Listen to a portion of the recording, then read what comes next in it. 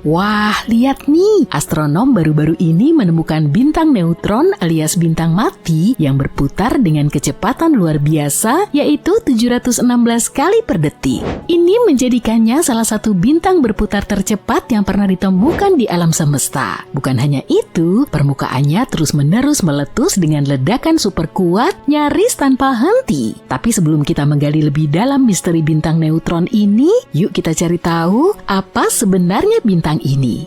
Bintang neutron lahir dari sisa-sisa bintang raksasa yang masanya setidaknya 8 kali matahari. Ketika bintang-bintang ini kehabisan bahan bakar nuklir, mereka tidak berdaya melawan gaya gravitasi yang menarik materi mereka ke dalam. Akibatnya inti bintang runtuh dan memicu ledakan supernova yang melontarkan lapisan terluar bintang. Yang tersisa adalah inti yang sangat padat, yaitu bintang neutron. Sisa-sisa bintang ini sangat kecil, biasanya hanya lebar 19 km.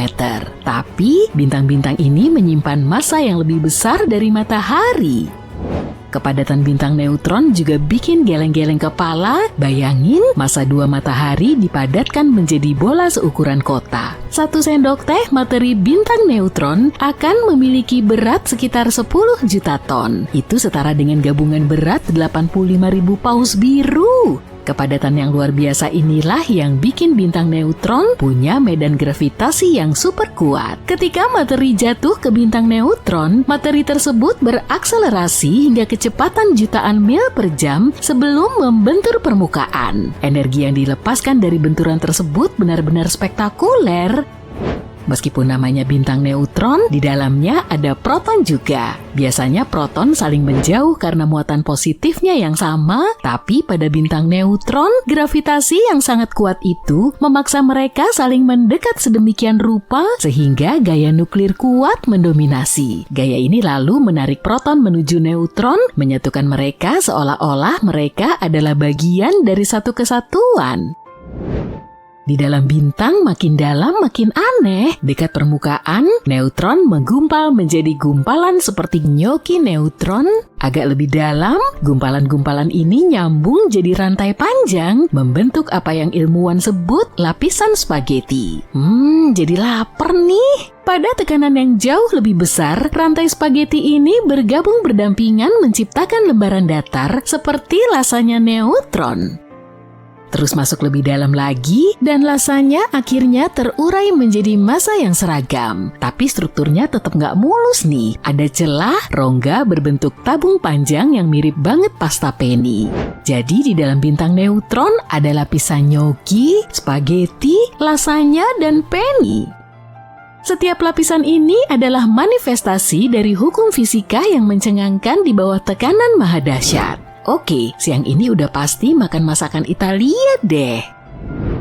Nah, bintang neutron yang baru ditemukan ini adalah bagian dari sistem biner yang ada di gugus bintang padat. Gugus ini terletak di dekat pusat galaksi Bima Sakti, sekitar 26.000 tahun cahaya dari bumi, tepatnya di arah rasi bintang Sagittarius. Putaran bintang ini gila banget. Kalau kita ambil periode bukan 1 detik, tapi 1 menit, ini bakal lebih dari 42.000 rotasi per menit. Bintang baru ini bersaing ketat dengan bintang neutron lain yang berputar dengan kecepatan yang sama persis. Tingkat rotasi ekstrem seperti ini jarang banget dan bikin bintang-bintang ini jadi penyimpangan kosmik dalam hal perilaku dan sifat.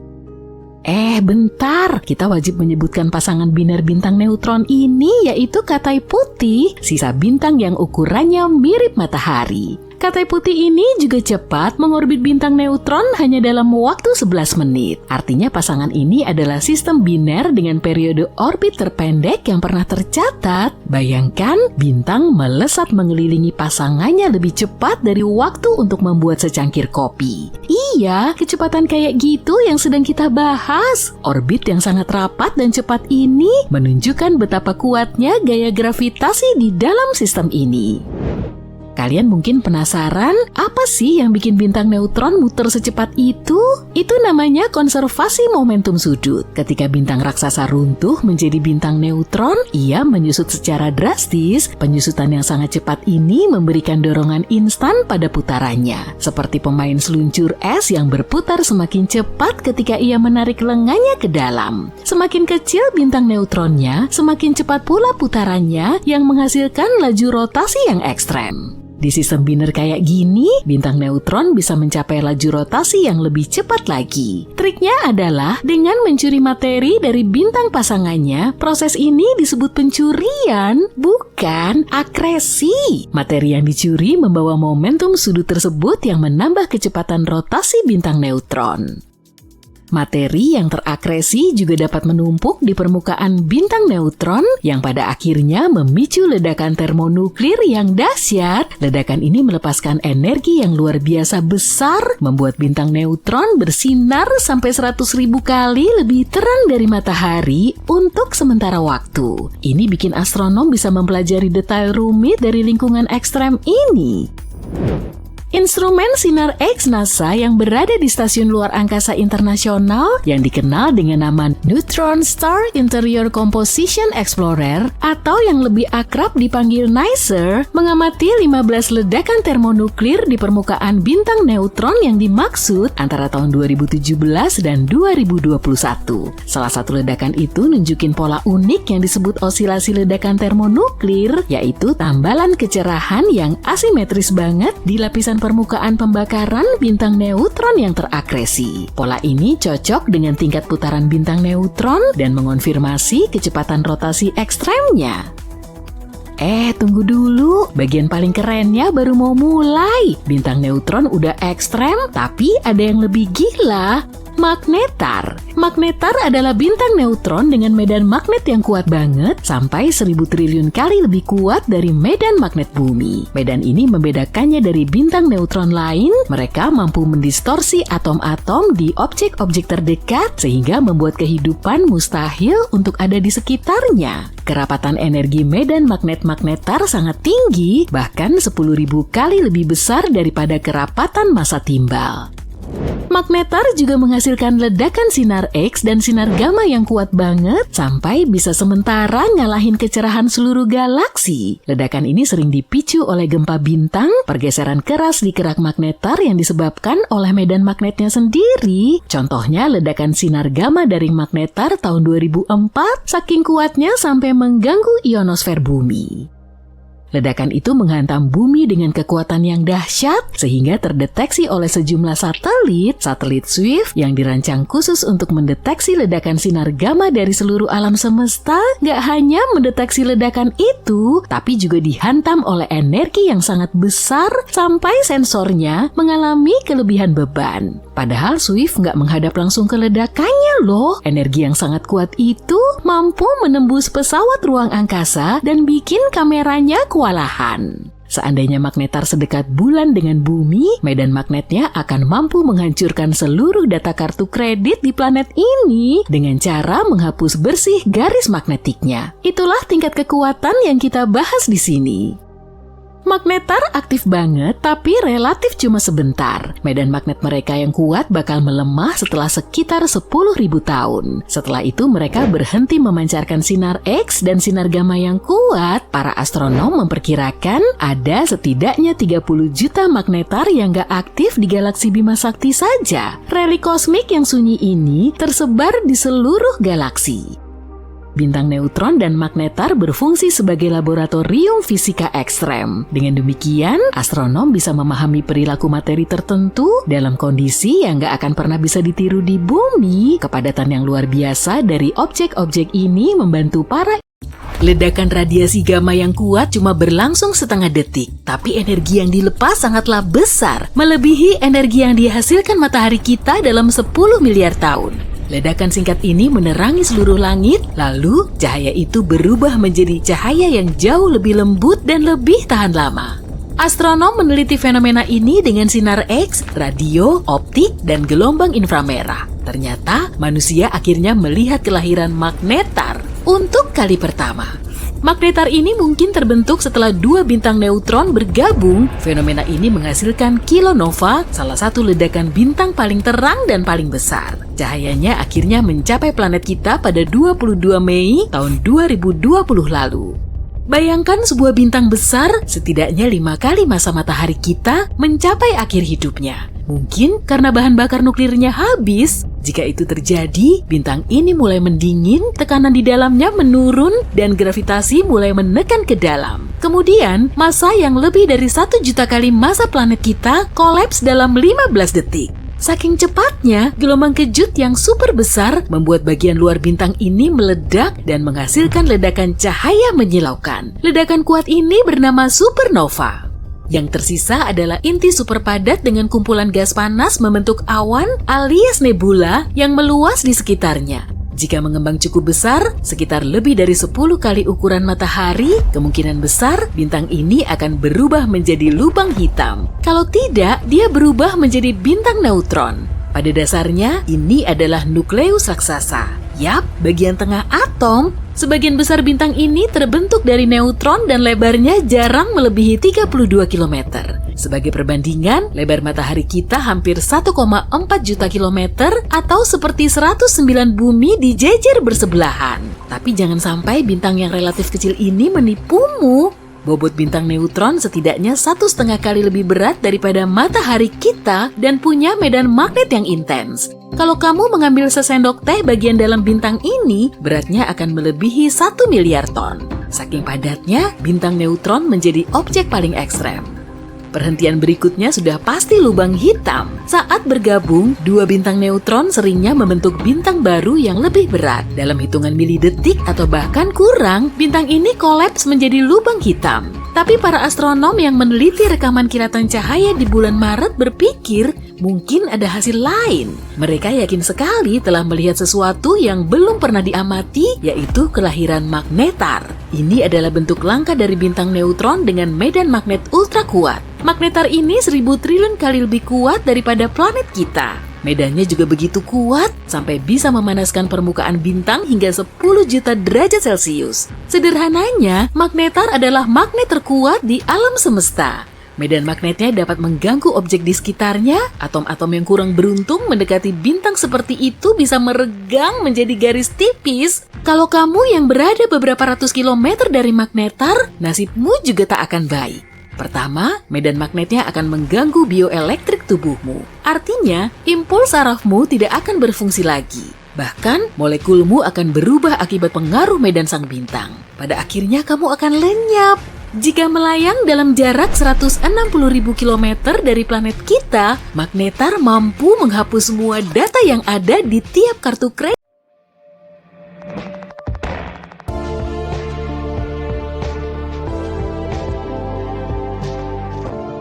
Hey, kamu tahu nggak? Para astronom menemukan sebuah eksoplanet yang mereka namai Super Saturnus. Cincinnya selebar 1 AU. AU adalah unit astronomi yang merupakan jarak antara matahari ke bumi. Sistem cincin ini besar sekali, makanya dinamai demikian. Super Saturnus disebut objek Mama Jack, sesuai nama astronom yang memimpin tim penemu temuan ini. Profesor Eric Mama Jack dari Universitas Rochester di New York menemukan Super Saturnus saat menjelajahi data yang diunduh dari pengamatan transit sudut lebar. WASP adalah singkatan dari Wide Angle Search for Exoplanets atau pencarian sudut lebar eksoplanet. Ini adalah proyek yang dikembangkan pada tahun 2000 oleh para astronom di Universitas Queen's di Belfast, Irlandia Utara, dan Universitas St. Andrews di Skotlandia. Dengan menggunakan 4 teleskop, kamera video CCD di teropong merekam sedikit peredupan cahaya bintang yang disebabkan oleh objek yang melintas di depan bintang.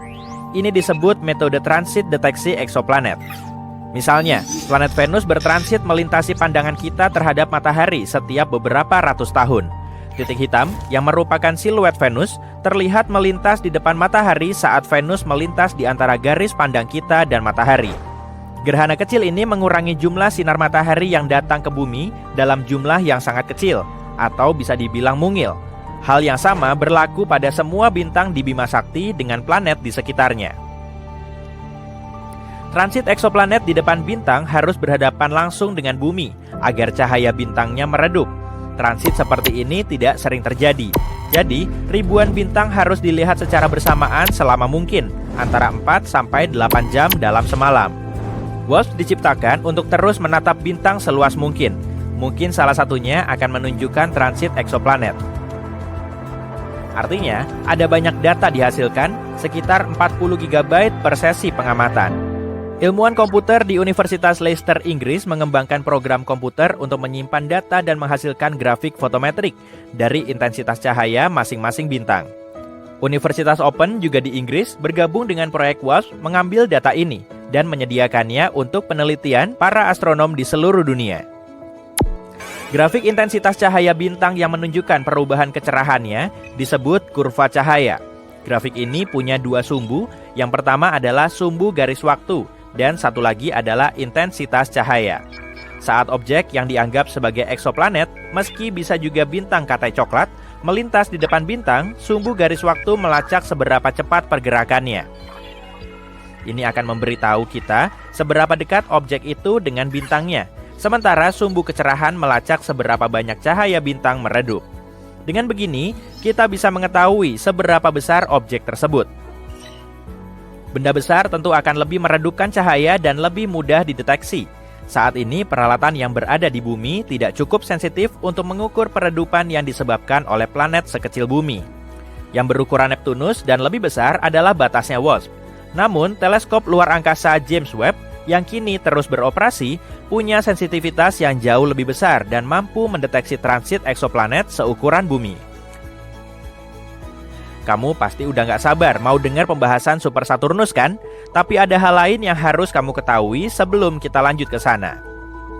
Jika eksoplanet punya atmosfer atau dalam kasus Super Saturnus, sistem cincin, cahaya dari bintang yang ditransmisikan oleh planet akan bersinar menembus atmosfer atau sistem cincin itu. Dan ini bisa dideteksi juga. Kurva cahaya akan menunjukkan lebih sedikit peredupan pada data fotometrik karena tidak semua cahaya bintang terhalang.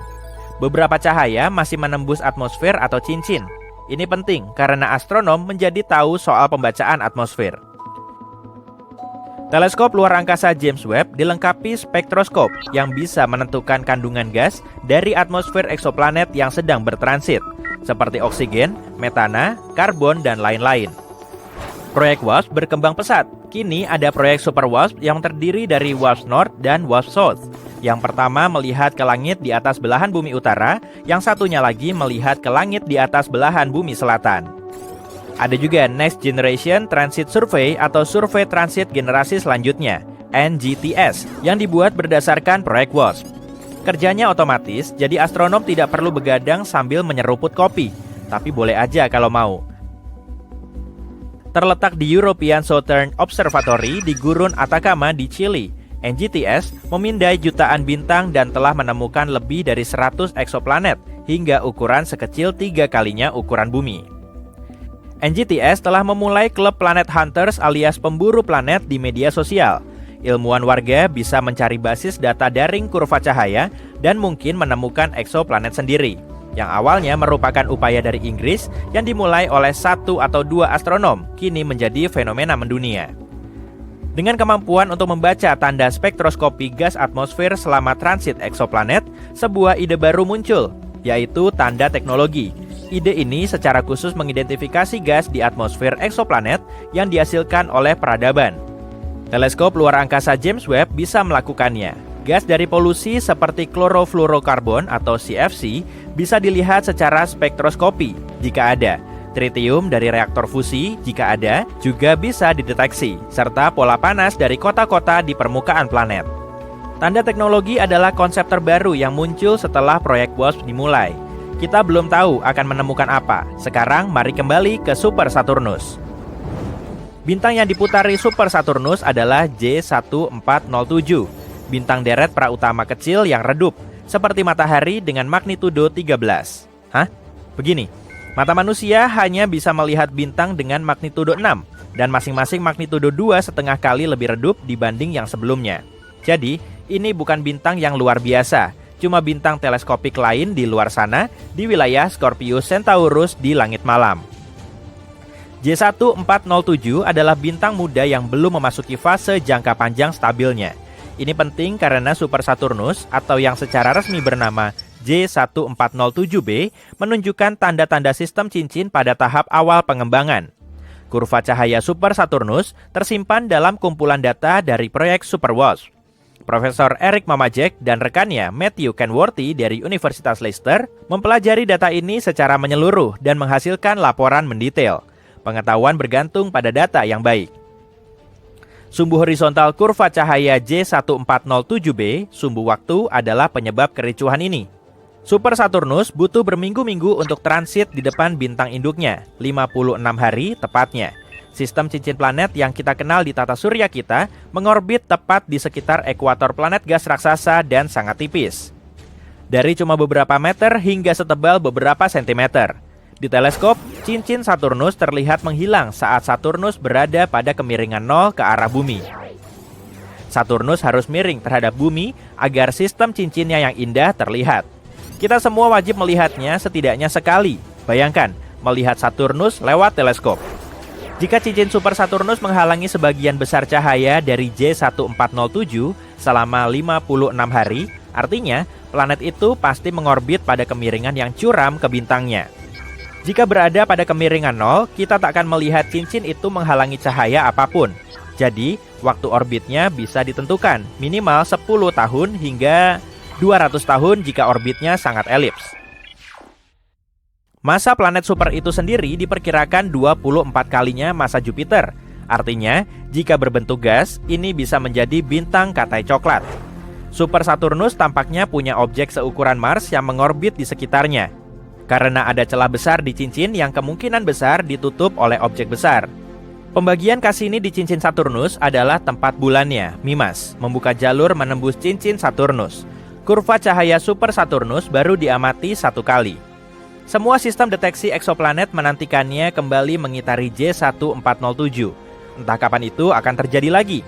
Beberapa astronom telah menyimpulkan bahwa J1407b adalah sistem bintang katai coklat sendiri yang cuma lewat di depan, tapi tidak terhubung ke bintang J1407. Kemunculan kembali Super Saturnus di orbit akan membantah dugaan ini. Wilayah pusat Super Saturnus menghalangi semua cahaya dari bintang utamanya. Hal inilah yang menandakan bahwa sistem cincinnya masih baru dan dalam tahap perkembangan awal. Seiring waktu, masa cincin sangat padat yang dekat dengan planet ini diperkirakan akan menipis karena semua materinya terserap ke dalam planet atau dilontarkan keluar angkasa. Inilah yang terjadi pada planet-planet raksasa gas di tata surya kita. Objek Mamajek memang mengejutkan. Sejak saat itu, belum pernah ada lagi kurva cahaya seperti milik Super Saturnus yang terdeteksi. Super Saturnus telah menambahkan babak baru pada pemahaman kita tentang pembentukan sistem cincin. Sekian penjelasan Super Saturnus kali ini, sampai ketemu di video selanjutnya.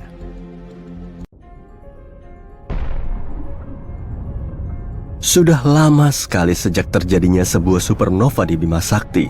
Tepatnya sudah lebih dari 400 tahun. Wah, udah telat banget nih kayaknya. Jadi inilah bintang-bintang yang paling besar kemungkinannya untuk meledak, kalau memang belum. Di urutan paling atas ada bintang Eta Carinae di langit selatan. Huruf Yunani sebelum nama rasi bintang menandakan tingkat kecerahan bintang dalam rasi itu. Sir Edmund Halley di tahun 1677 mencatat Eta Carinae sebagai bintang paling terang ketujuh dalam rasi bintang Carina, karena Eta adalah huruf ketujuh dalam alfabet Yunani. Bintang ini mungkin gak kelihatan begitu terang bagi Sir Edmund dan orang-orang pada zamannya di abad ke-17. Tapi penelitian modern tentang Eta Carinae memperkirakan luminositas bintang ini 5 juta kalinya matahari kita. Luminositas adalah teknik yang dipakai para astronom. Bukan cuma kecerahan, luminositas mengacu pada energi total yang dilepaskan pada semua frekuensi. Eta Carinae melepaskan 5 juta kali energi lebih banyak dibanding matahari. Benar-benar raksasanya Bima Sakti. Eta Carinae 100 kali lebih masif dan 240 kali lebih besar dibanding bintang katai kuning putih kita, matahari. Jelas, karena tampak redup, letak Eta Carinae sangat jauh, sekitar 7.500 tahun cahaya.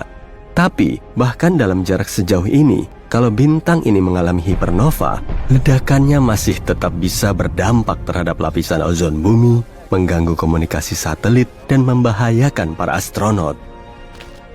159 tahun setelah pengamatan Halley, Eta Carinii mengalami ledakan mirip nova. Bintang ini meningkat dari bintang yang relatif redup menjadi bintang kedua paling terang yang bisa dilihat dari bumi, tapi cuma dalam periode 27 tahun. Dari 1836 sampai 1863, Eta Carinii adalah bintang paling terang kedua yang bisa dilihat setelah Sirius, bintang anjing, dan Sirius hanya sekitar 8 tahun cahaya jauhnya. Sejak 1863, selain beberapa lidah api, Eta Carinii telah kembali meredup ke kecerahan awalnya pada magnitudo 4,5. Para astronom berutang permintaan maaf kepada kita yang mungkin nggak akan kita dapatkan segera atas tata nama magnitudo bintang. Makin cerah sebuah bintang, planet, ataupun bulan, makin rendah pula magnitudonya. Jadi, bintang-bintang yang lebih terang dari magnitudo pertama memiliki magnitudo 0 atau negatif. Bulan purnama misalnya bermagnitudo negatif 13. Bintang bermagnitudo positif 4,5 kayak Eta Carinii cukup redup kalau dilihat dari bumi, tapi bisa dilihat dengan jelas di langit malam tanpa polusi cahaya atau awan. Jika kamu tinggal di area selatan lintang Kairo, Mesir, 30 derajat lintang utara adalah posisi paling utara bintang ini yang bisa kamu lihat. Nah, sekarang ini Eta Carinii kayaknya lagi rencanain sesuatu. Bintang ini jadi terang lagi dan sekarang lebih terang dibanding kapanpun sejak 1864. Ini adalah situasi yang rumit. Sebenarnya, Eta Carinii terdiri dari dua bintang, Eta Carinii A dan Eta Carinii, yap benar, B. Ada bintang ketiga di dekatnya yang juga berinteraksi dengan dinamika bintang ganda itu. Pasti namanya Eta Carinii C deh. Benar. Meledak menjadi dua bola gas luar biasa masif yang meluas sejauh sekitar 32 juta kilometer per jam. Nggak diragukan lagi, Eta Carinii adalah salah satu bintang dengan tampilan paling aneh yang pernah kamu lihat. Tapi ingat, letaknya 7.500 tahun cahaya dari kita. Kalau ada sesuatu yang terjadi pada Eta Carinii dalam 7.500 tahun, kayak hipernova misalnya, kita nggak akan bisa melihatnya, sebab radiasi elektromagnetik Eta Carinii belum nyampe ke sini. Para astronom mengawasi Eta Carinii sebab bintang ini bisa mengalami hipernova kapan saja, atau mungkin sudah terjadi 5.000 tahun lalu. Kalau begitu, kita cuma harus menunggu 2.500 tahun lagi untuk melihatnya. Oke, kayaknya bakal kutulis di agenda aku. Dari daftar 30 bintang yang mungkin akan mengalami supernova, Rho Cassiopeiae menjadi pilihan banyak astronom. Huruf Yunani Rho adalah huruf ke-17 dalam alfabet Yunani. Artinya, Rho Cassiopeiae adalah bintang dengan magnitudo jelas ke-17 dalam rasi Cassiopeia. Tapi Rho Cas, nama panggilannya, adalah salah satu dari 7 bintang hiperraksasa kuning di Bima Sakti. Ini juga termasuk raksasa karena kelihatan pada magnitudo 4,5 dari jarak sekitar 10.000 tahun cahaya. Rho Cas pasti bintang yang sangat besar, bintang hiperraksasa. Kalau diletakkan di posisi matahari, Rho Cas akan meliputi orbit Mars. Tapi bintang ini masih kuning, bukan bintang raksasa merah. Merah mengindikasikan suhu permukaan yang lebih dingin. Suhu di permukaan Rho Cas yang sebesar itu masih sepanas matahari kita, atau bahkan agak lebih panas. Itu cuma berarti dua hal. Jauh di dalam intinya, Rho Cas melebur atom yang jauh lebih berat daripada hidrogen atau helium. Selain itu, Rho Cas menghasilkan jauh lebih banyak energi dibanding bintang raksasa merah. Di tahun 2000, Rho Cas mengalami letusan besar. Bintang ini menjadi terang sampai 2 tingkatan magnitudo ketika mengeluarkan materi 10.000 kali massa bumi ke ruang angkasa dalam 4 kali kecepatan suara. Para astronom mendeteksi tanda-tanda titanium oksida dalam letusan ini. Ini artinya Rho Cas jauh lebih dekat mengalami supernova atau dalam kasus khusus ini hipernova dibanding anggapan para astronom dulu. Besi cuma beberapa tingkat di atas titanium dalam tabel periodik. Dan ketika besi terbentuk, peleburan berhenti dan bintang pun kolaps. Rho Cas benar-benar mendekati itu, atau lebih tepatnya, lebih mendekati itu tadinya. Karena letusan yang kita lihat tahun 2000 itu sebenarnya terjadi 10.000 tahun sebelumnya. Banyak astronom berpikir Rockettes telah mengalami hipernova, membentuk lubang hitam, dan bahkan udah nggak ada. Sementara itu, Betelgeuse menarik perhatian semua orang belum lama ini. Bintangnya ya, bukan filmnya. Bintang ini meredup secara dramatis, cuma 37% dari kecerahan biasanya.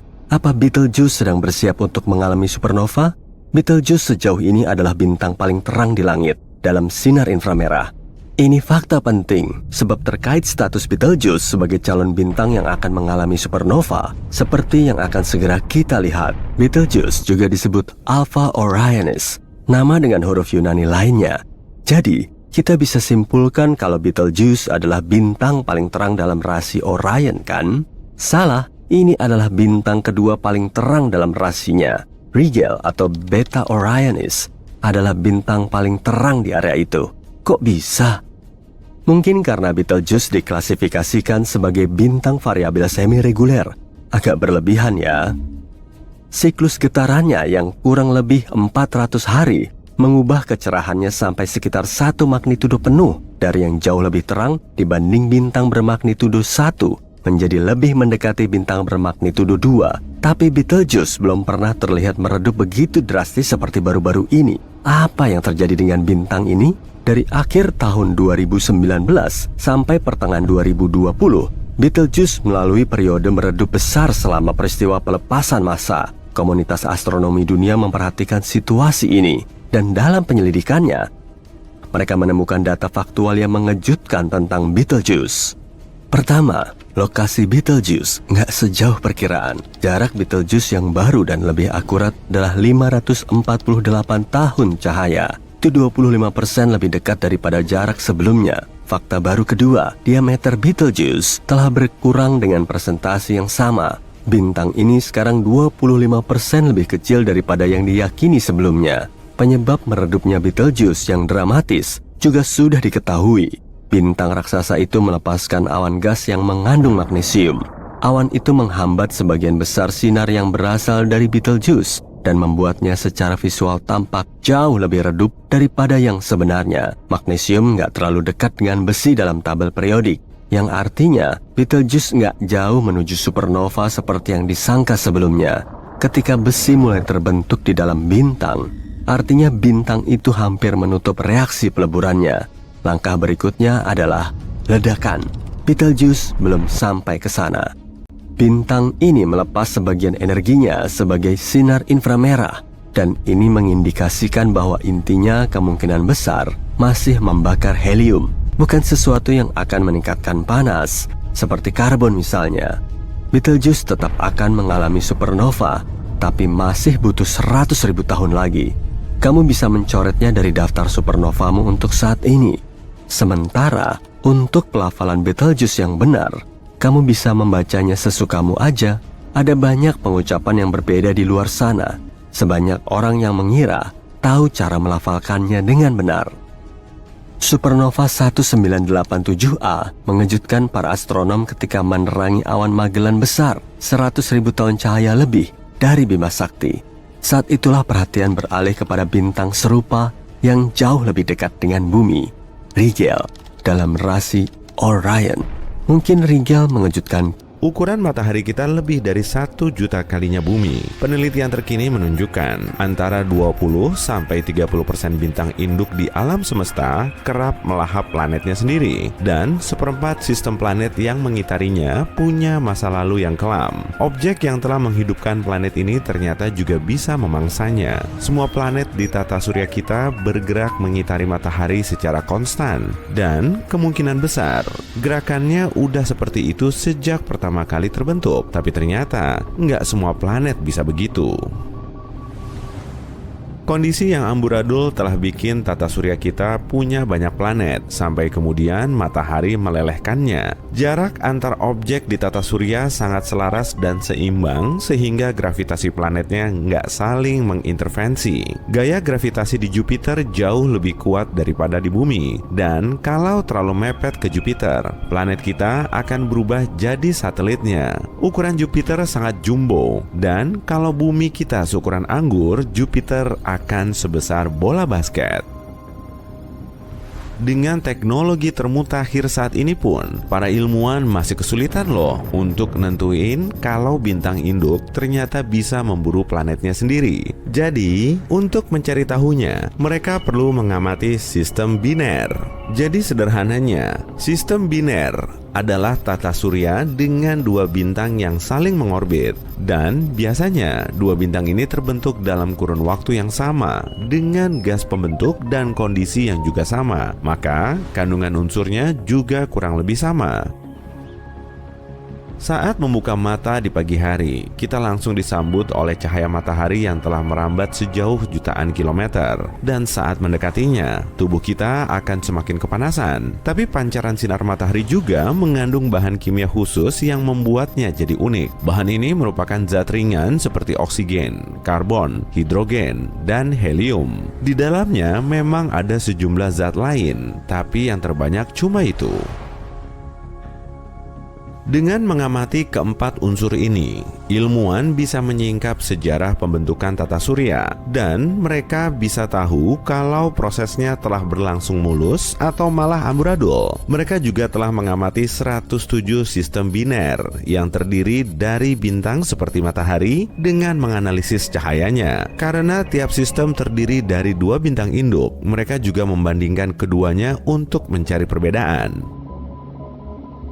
Dari pengamatan para ilmuwan, bintang yang lapisan luarnya lebih tipis punya unsur yang berlainan dari pasangannya. Semua bintang induk mengandung unsur ringan, tapi ada juga yang terdiri dari unsur berbatu seperti besi, silikon, dan titanium. Unsur ini punya keterkaitan dengan medan kasar yang terdapat di permukaannya, tapi ternyata sebagian unsur juga terbang di angkasa. Kalau lapisan luarnya tipis, berarti di situ ada banyak zat besi.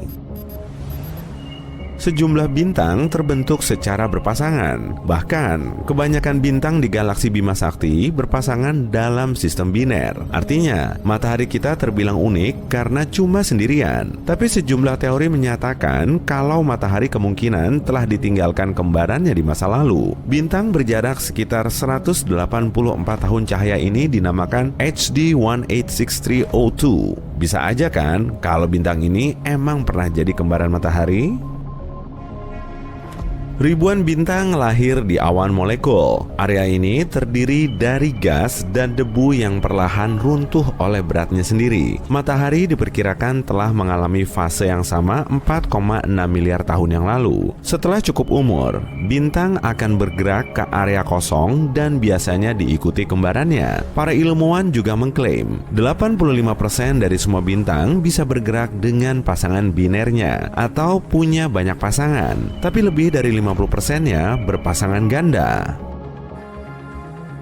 Sayangnya, kita cuma bisa melihatnya dengan jelas setelah bintang ini terpisah dari orbit aslinya bertahun-tahun silam. Malahan, jejaknya masih bisa dicari di awan Oort atau area luas yang terdiri dari komet, batuan kosmik, dan es di tepi luar tata surya kita. Awan Oort bisa melayang-layang karena lokasinya jauh dari jangkauan gravitasi matahari. Awan ini juga gampang keluar dari orbitnya menuju luar angkasa. Saat melalui area ini, kita seolah-olah sedang melintasi ruang hampa di luar angkasa. Sebagian unsur ringan di luar angkasa juga mengandung unsur berbatu yang seharusnya cuma ada di permukaan planet. Hal ini disebabkan oleh bintang yang mendepak planet dari orbit lalu melahapnya saat jaraknya terlalu mepet. Peristiwa yang sama juga akan terjadi kalau bintang terus membesar lalu mulai menelan semua objek di sekitarnya. Menurut para ilmuwan, saat menelan planetnya sendiri, bintang seperti ini akan jadi kacau balau dan berputar cepat hingga akhirnya hancur lebur. Tapi tenang aja, matahari kita kemungkinan nggak akan memakan planetnya dalam waktu dekat kok. Bintang terbentuk saat awan hidrogen dan helium membesar hingga runtuh oleh beratnya sendiri. Tekanan dan suhunya terus naik ke level ekstrim. Setelah kehilangan elektron, atom hidrogen akan mengalami reaksi fusi, lalu melepaskan energi untuk melawan gravitasi yang runtuh. Tapi setelah gaya gravitasinya mampu menahan reaksi fusi hidrogen, bintang akan membesar dan menjadi raksasa merah. Dan 1 miliaran tahun kemudian, hidrogen di inti luar akan hilang, meninggalkan banyak helium yang akan berfusi dengan unsur lain. Setelah semua heliumnya hilang, gravitasi akan mengerdilkan sang raksasa merah menjadi katai putih. Dan setelah katai ini menghilang, sistem bintang akan melepas banyak gas dan debu keluar angkasa. Para ilmuwan mengklaim matahari kita masih punya waktu sekitar 7 hingga 8 miliar tahun sebelum memasuki fase ini. Dan kalaupun akan terjadi, prosesnya akan berlangsung sangat lama, mungkin bisa sampai jutaan tahun. Tapi gimana ya kalau matahari tiba-tiba menelan planet kita? Bumi akan mulai memanas cuma dalam hitungan detik. Perubahan suhu beberapa derajat aja bisa langsung menyebabkan bencana alam. Tudung es akan meleleh cuma dalam beberapa detik, kemudian membanjiri daerah pesisir. Pulau kecil di area terpencil bisa-bisa hilang. Dan setelah suhunya makin panas, semua area yang tertutup salju akan langsung mencair dan berubah menjadi tempat kering mirip gurun. Kebakaran akan terjadi di sejumlah kawasan dan peralatan sehari-hari manusia akan langsung ludes. Bagian dalam bumi juga ikut memanas, lalu memicu letusan gunung berapi di seluruh dunia. Antartika akan mencair oleh panas dan gunung berapinya ikut meletus. Cuma dalam hitungan menit, seisi bumi akan terkepung api dan debu sebelum hancur menjadi serpihan kecil yang berterbangan di angkasa dan akhirnya jatuh di area yang sangat jauh. Tapi tenang aja, peristiwa seperti ini kemungkinan besar nggak akan menimpa planet kita kalau matahari menggeser bumi dari orbitnya. Ceritanya akan lain lagi sih. Suhu bumi akan memanas karena medan magnet di sekitarnya bisa melindungi kita dari radiasi matahari. Dan setelah bumi bergeser, medan magnetnya akan melemah. Suhu matahari yang super panas juga bikin bumi kita semakin gosong. Gaya gravitasi jadi nggak stabil. Kemudian fenomena fisika dalam kehidupan sehari-hari kita makin acak-acakan. Dalam waktu 5 miliar tahun dari sekarang, matahari akan berubah jadi raksasa merah. Ukurannya terus melar hingga mampu melahap Merkurius dan Venus. Kemungkinan besar, bumi juga akan jadi incarannya. Saat jaraknya cuma sejauh 1,5 juta kilometer dari matahari, bumi sudah nggak bisa lagi kita huni meski terkesan jauh. Bersiaplah para penggemar ruang angkasa karena kita akan menyingkap rahasia-rahasia langit yang telah diungkap tahun ini. Dari bintang raksasa sampai molekul organik, tahun ini merupakan tahun yang luar biasa bagi para astronom. Jadi, mari kita ikuti semua keseruan yang mungkin terlewatkan di tahun 2023. Pertama-tama kita telah menemukan beberapa monster astral yang nyata. Bayangkan menatap langit malam dan melihat bintang-bintang yang tidak hanya besar tapi raksasa. Para ilmuwan telah menggunakan teleskop khusus yang disebut teleskop antariksa James Webb untuk menjelajahi masa-masa awal alam semesta. Dalam petualangannya, para ilmuwan menemukan bintang-bintang purba yang 10.000 kali lebih besar dari matahari. Ya, kalian tidak salah dengar, 10.000 kali lipat. Raksasa-raksasa di dunia bintang ini merupakan bintang-bintang pertama yang terbentuk di alam semesta, miliaran tahun yang lalu. Bayangkan gugus bola sebagai sebuah kru kosmik yang sangat besar, di mana setiap kelompok terdiri dari 100.000 sampai 1 juta anggota. Gugus-gugus ini seperti sebuah pertemuan keluarga raksasa dengan semua bintang yang lahir pada waktu yang sama. Tapi apa yang membuat monster-monster yang baru ditemukan ini begitu istimewa? Nah, inti atau bagian pusatnya jauh lebih panas daripada yang kita lihat di bintang-bintang saat ini. Para ilmuwan menduga kalau panas yang sangat tinggi ini mungkin disebabkan oleh banyaknya hidrogen yang terbakar pada temperatur yang sangat tinggi. Seolah-olah mereka sedang mengadakan pesta barbeque galaksi. Sesuatu yang menarik terjadi di gugus bola ini. Bintang-bintang yang lebih kecil menabrak bintang-bintang supermasif dan mendapatkan energi ekstra, seperti tambahan daya. Tapi inilah yang menarik. Sebagian besar gugus-gugus tersebut sudah tua, dan bintang-bintang supermasifnya sudah lama menghilang. Kita hanya bisa melihat petunjuk keberadaannya di gugus-gugus yang kita amati sekarang. Para ilmuwan mempelajarinya hanya dari jejak-jejak misterius keberadaannya. Penemuan bintang-bintang monster ini sangat penting bagi pemahaman kita akan alam semesta. Jika para ilmuwan bisa mengumpulkan lebih banyak bukti untuk mengonfirmasi keberadaannya, maka itu akan menjadi terobosan besar. Hal ini akan membantu kita mempelajari lebih lanjut tentang gugus bola dan bagaimana bintang-bintang supermasif terbentuk secara umum. Tapi itu baru penemuan menarik pertama di tahun 2023. Penemuan berikutnya akan menyedihkan. Kalian tahu cincin-cincin indah yang membuat Saturnus tampak begitu mewah? Nah, tahu nggak? Cincin-cincin itu akan menghilang dalam waktu yang tidak terlalu lama lagi secara astronomis. Misi Cassini milik NASA yang menjelajahi Saturnus dari tahun 2004 hingga 2017 mengumpulkan beberapa data menarik tentang cincin Saturnus. Selama perjalanan Cassini, ketika Cassini melakukan manuver-manuver keren di dekat Saturnus, para ilmuwan menemukan sesuatu yang mengejutkan. Cincin Saturnus kehilangan banyak massa setiap detik hingga bertonton massa. Artinya, lingkaran cahaya yang megah ini hanya akan bertahan paling lama beberapa ratus juta tahun lagi. Bagi manusia, waktu itu mungkin terasa lama, tapi dalam skema besar alam semesta, waktu itu hanya sekejap mata.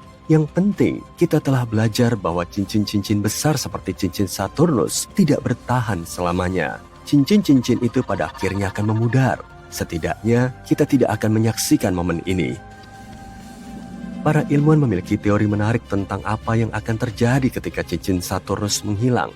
Mereka menduga kalau planet es dan gas raksasa lainnya di tata surya, seperti Uranus dan Jupiter, juga pernah memiliki cincin yang sangat besar. Tapi seiring berjalannya waktu, cincin-cincin itu menipis dan menjadi seperti pita tipis asteroid seperti yang dimiliki Uranus sekarang. Cincin Saturnus sebagian besar terbuat dari es, tapi cincin Saturnus juga mengandung debu-debu berbatu. Debu ini berasal dari asteroid dan meteorit kecil yang menabrak benda-benda langit dan hancur.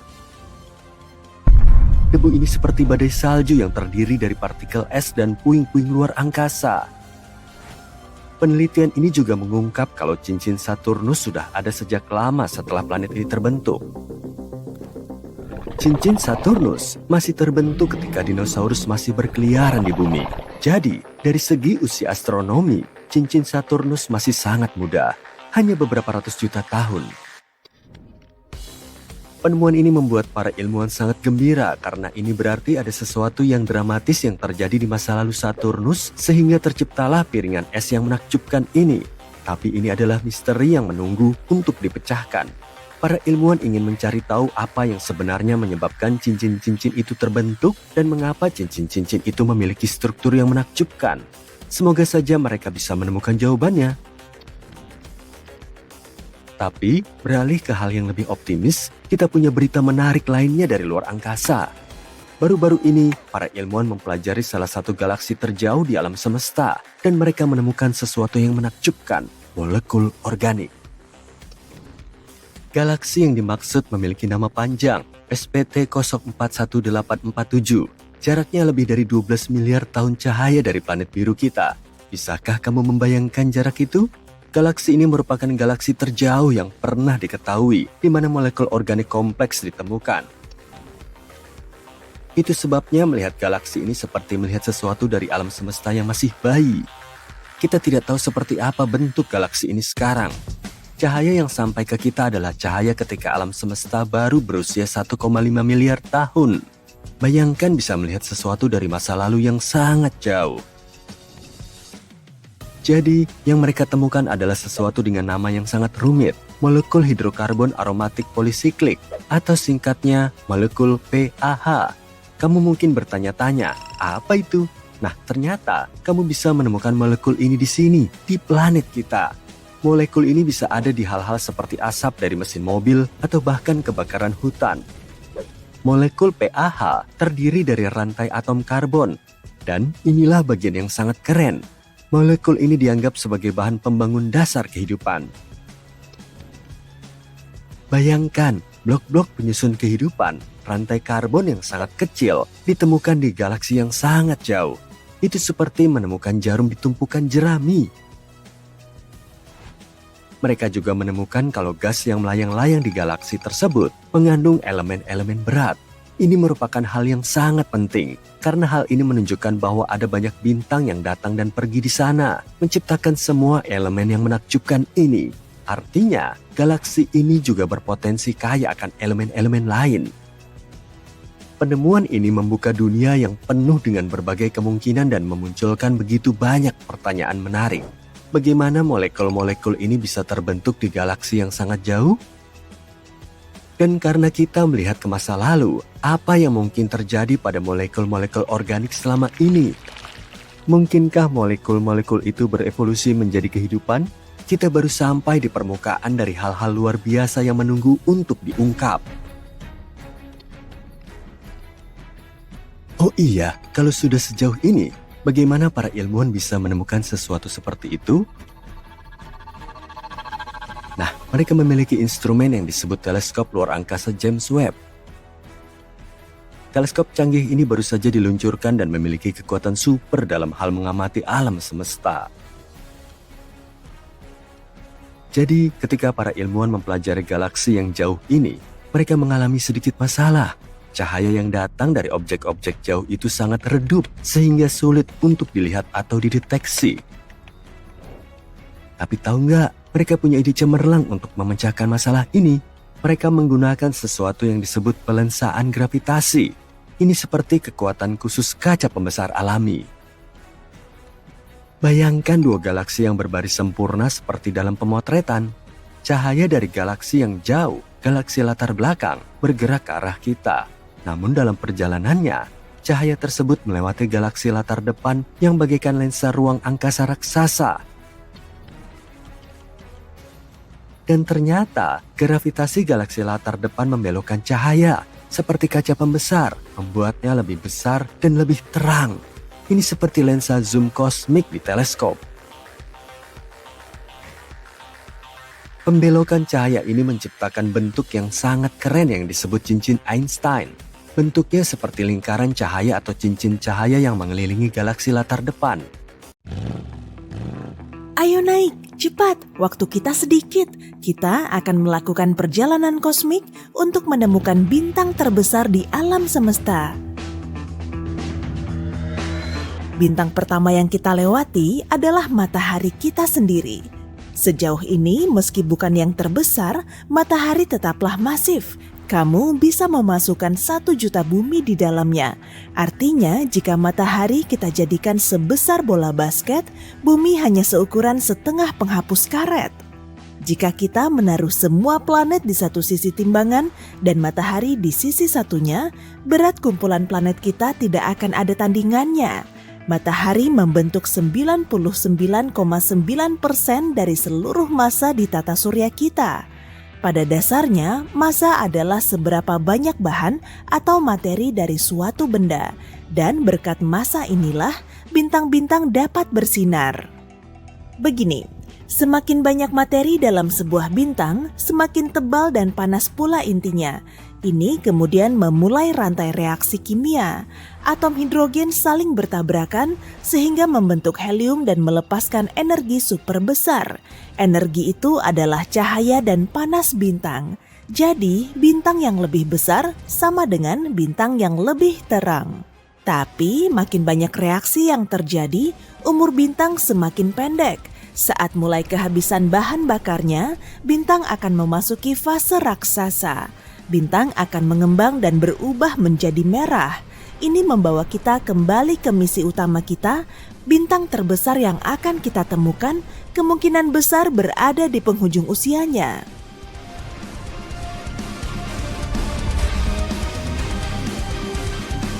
Mesin hipercahaya kita menyala. Kita akan segera tiba di sistem Lumen 16. Di sini kita akan menemukan salah satu bintang terkecil di seluruh alam semesta, Katai Coklat. Kecil yang aku maksud berarti seukuran Jupiter. Tapi ukurannya terbilang kecil untuk bintang. Katai Coklat juga disebut bintang gagal karena tidak memiliki cukup massa untuk memunculkan reaksi kimia yang kusebut tadi. Artinya mereka tidak seterang bintang lain, tapi sangat padat. Semua materi di dalamnya bertumpuk begitu erat, beratnya mencapai 80 kali berat Jupiter, meski ukurannya sama. Jika menurutmu itu luar biasa, tunggu sampai kamu melihat Katai Putih.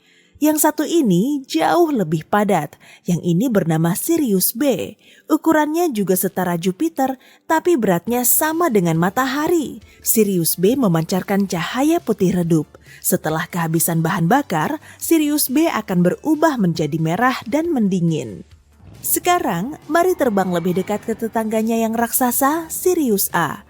Kamu bisa dengan mudah melihat bintang ini dari bumi, bahkan tanpa teleskop. 2 kali lebih berat dan lebih dari 1,5 kali lebih lebar dibanding matahari kita, Sirius A adalah bintang paling terang di langit malam bumi. Sekarang kita terbang 550 tahun cahaya dari bumi ke konstelasi Cassiopeia. Hampir 100 tahun lalu, ledakan kosmik terjadi di sini. Ledakan ini memperluas atmosfer bintang Gamma Cassiopeia dan sejumlah gas terlempar keluar angkasa. Selain itu, Gamma Cassiopeia menjadi bintang paling terang di konstelasi ini. Ukurannya 10 kali lebih lebar dibanding matahari kita. Beralih ke bintang utara yang terkenal. Anehnya, bintang lain pernah memegang julukan ini selama bertahun-tahun, dan lebih banyak bintang lain akan merebut julukan ini di masa depan. Hal ini terjadi karena bintang kutub utara bumi berubah setiap 26.000 tahun. Bayangkan planet kita seperti gasing yang berputar. Kutub utara bumi bergerak dalam lingkaran kecil menunjuk pada bintang-bintang yang berbeda di bagian utara. Bintang utara saat ini adalah bintang super raksasa yang 37 kali lebih lebar dan 5 kali lebih berat daripada matahari kita. Mudah sekali menemukannya di langit malam, letaknya ada di ujung Ursa Minor. Persiapkan dirimu lagi, kita akan berangkat ke mata badai, pusat galaksi Bima Sakti kita.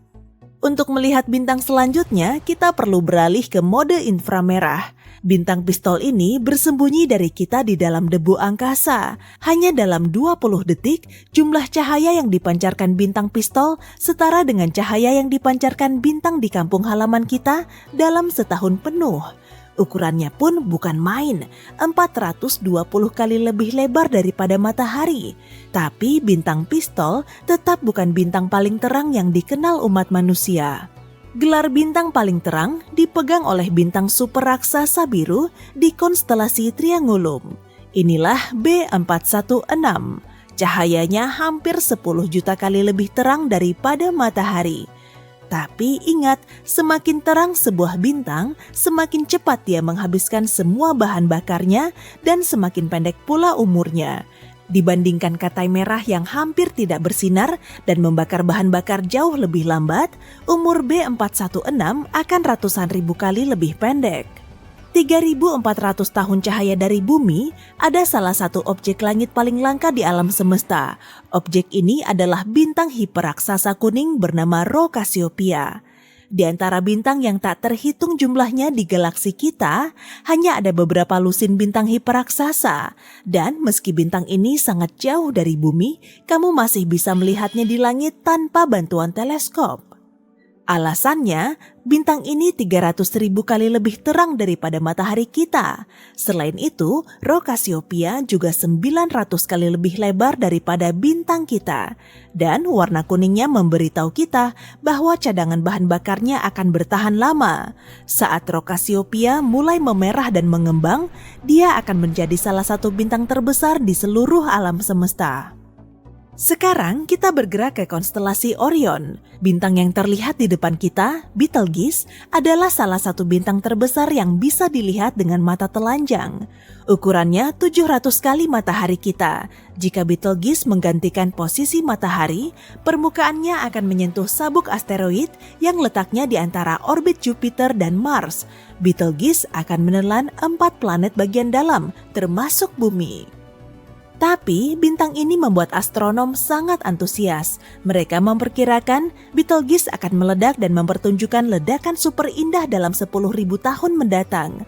Ledakan ini akan menjadi peristiwa astronomi terbesar sepanjang masa karena kita akan dapat mengamati supernova dari jarak dekat, tapi terbilang aman. Bintang yang meledak akan bersinar seterang bulan setengah. Cahayanya akan terlihat pada langit di siang hari selama 1 tahun dan pada malam hari untuk beberapa tahun lebih lama. Sekarang kita mendekati bintang yang 1000 kali lebih lebar daripada matahari. Mu Cephei adalah bintang hiperaksasa, pemegang gelar bintang paling merah yang diketahui manusia. Warnanya menunjukkan bahan bakarnya akan habis tak lama lagi. Tapi ukurannya masih sangat besar sehingga bisa menampung 1 miliar matahari di dalamnya. Dan karena masanya, bintang ini pada akhirnya akan menjadi supernova atau bahkan lubang hitam. Mari kita berjalan sampai hampir 4000 tahun cahaya dari rumah kita. Ini dia super raksasa merah bernama Phaeae Canis Majoris.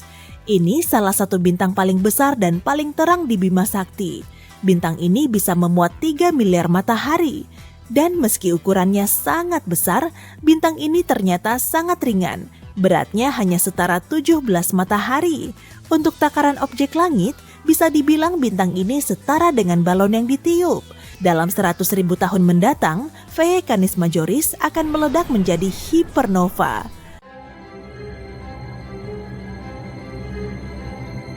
Untuk melihat salah satu peristiwa astronomi paling signifikan sepanjang masa, kami pergi ke Amerika Selatan. Di Gurun Atacama, Chili, kami menemukan teknologi paling canggih untuk observasi luar angkasa. Di sini, anggota Perhimpunan Astronomi Kerajaan mengamati selama 6 bulan saat lubang hitam menyerap sebuah bintang masif. Omong-omong, ini adalah ilmuwan yang juga membuktikan bahwa di pusat galaksi Bima Sakti ada lubang hitam supermasif dan mereka bahkan mengambil fotonya. Untuk pertama kalinya dalam sejarah, peristiwa luar biasa ini terjadi sangat dekat dengan bumi. Jarak 215 juta tahun cahaya dianggap cukup dekat dalam dunia astronomi. Cahaya dari peristiwa ini mencapai planet kita pada September 2019 dan ilmuwan paling berpengalaman pun terkejut. Bayangkan sebuah bintang seukuran matahari kita.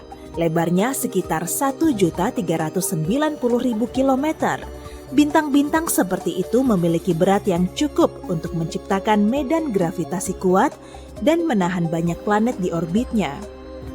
Kini, mari tempatkan lubang hitam raksasa di sebelahnya. Lubang itu jelas hitam, berbentuk seperti cakram dan beratnya 1 miliar kali lipat dari bintang ini. Gaya medan gravitasinya sangat besar. Tidak ada yang bisa lepas dari gaya gravitasinya. Benda yang bisa bergerak pada kecepatan cahaya akan tetap jatuh ke jurang hitam ini. Cahaya sendiri tidak bisa lepas dari batasannya. Begitu bintang memasuki medan gravitasi lubang hitam, ia tidak memiliki peluang. Pada awalnya, ia mencoba menahan tarikan lubang hitam. Namun, lapisan luar bintang mulai meregang menuju lubang hitam seperti spaghetti.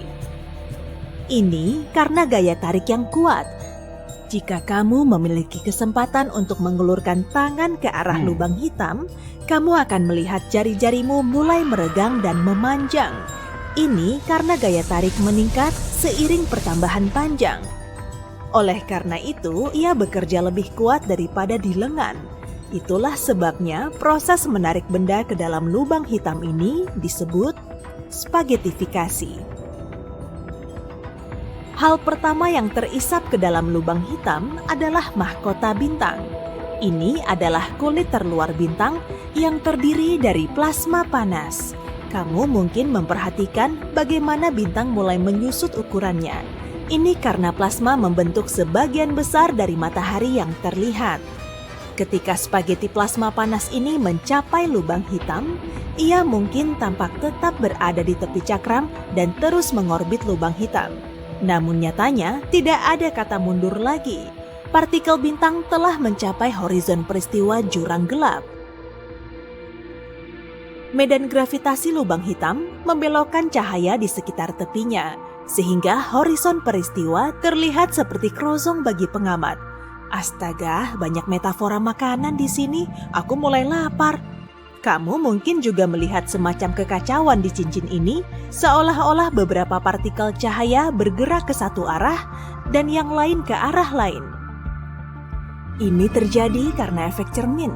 Tapi kita bisa yakin bahwa apapun yang mencapai horizon peristiwa, cepat atau lambat akan ditarik ke dalam singularitas atau mutiara hitam lubang hitam. Ilusi lain yang kamu lihat adalah partikel bintang di horizon peristiwa bergerak lebih lambat.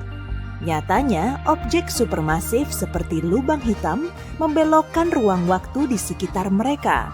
Semakin besar objek tersebut, semakin lambat waktu berjalan di dekatnya.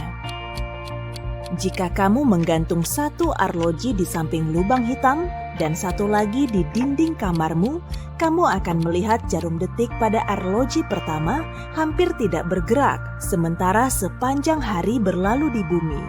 Sebagai pengamat, partikel cahaya seperti telah memperlambat pergerakannya. Namun nyatanya, itu mungkin telah diserap lubang hitam sejak lama. Sekarang, aliran besar plasma merah panas memercik ke ruang angkasa. Sama seperti saus spaghetti, ketika sebuah lubang hitam telah menyerap materi bintang, ia memancarkan sinar energi yang sangat kuat dengan kecepatan sekitar 10.000 km per detik. Pelepasan energi ini disertai dengan kilatan cahaya yang intens. Berkat kilatan inilah, para ilmuwan bahkan dapat mendeteksi proses ini sejak awal. Fenomena ini bisa diamati saat supernova meledak. Jika tidak ada yang tersisa dari tubuh bintang, kita masih bisa melihat debu bintang dan partikel lain di horizon peristiwa lubang hitam. Mirip seperti keju parmesan yang ditaburkan di atas spaghetti. Hei, tolong hentikan kalau aku mulai berlebihan. Saat proses spaghettifikasi selesai, sekitar setengah dari berat bintang telah terlempar keluar angkasa sebagai debu dan partikel bercahaya. Separuh lainnya terserap seluruhnya oleh lubang hitam. Para ilmuwan mengamati proses ini selama hampir 6 bulan. Tapi yang lebih menarik adalah menyelam ke dalam lubang hitam sendiri. Ya, kita belum bisa melakukannya, tapi kami bisa membuat simulasi untuk proses ini. Ini drone kecil, teman logam kita. Agak seperti bakso ya? Harap maklum, aku belum makan siang. Saat ini, ia berada pada jarak yang aman dari lubang hitam. Panjangnya sekitar 3 lebar horizon peristiwa. Objek pada jarak ini dapat mengorbit lubang hitam dengan aman. Namun, jika sedikit lebih dekat, ia akan ditelan oleh kegelapan tak terhingga. Jadi, bintang kita yang hancur bisa saja aman pada jarak ini. Selain itu, planet bisa hidup pada jarak ini. Dan jika ada sumber cahaya dan panas yang sesuai di suatu tempat di dekatnya, kehidupan juga bisa ada di tempat ini. Tapi tujuan kita adalah singularitas dan kita memandu bakso itu, maksudku drone, lebih dekat ke horizon peristiwa. Setelah beberapa menit, daya tarik mulai menguat dan drone mulai meregang seperti spaghetti. Ketika ia mulai berputar di sekitar cakram hitam, itu berarti ia telah mencapai horizon peristiwa dan mulai turun ke jurang hitam tak berbatas. Sekarang, mari kita lihat semuanya dari sudut pandang drone. Semua cahaya dari bintang yang dilihatnya menjadi biru. Ini disebut pergeseran biru gravitasi. Saat jatuh ke dalam lubang hitam, medan gravitasinya menarik foton cahaya ke bawah, memberinya energi. Panjang gelombangnya semakin pendek, sehingga foton merah berubah menjadi biru. Drone terus jatuh dan sudah benar-benar tersembunyi dari mata kita. Dan robot itu hanya melihat sinar biru yang terang dan tipis. Sekarang ia dalam kegelapan total. Tidak ada apa-apa di sini, bahkan waktu. Di sini, waktu berjalan sangat lambat sehingga seluruh tata surya kita bisa menjadi tua dan lenyap selama 1 menit di lubang hitam.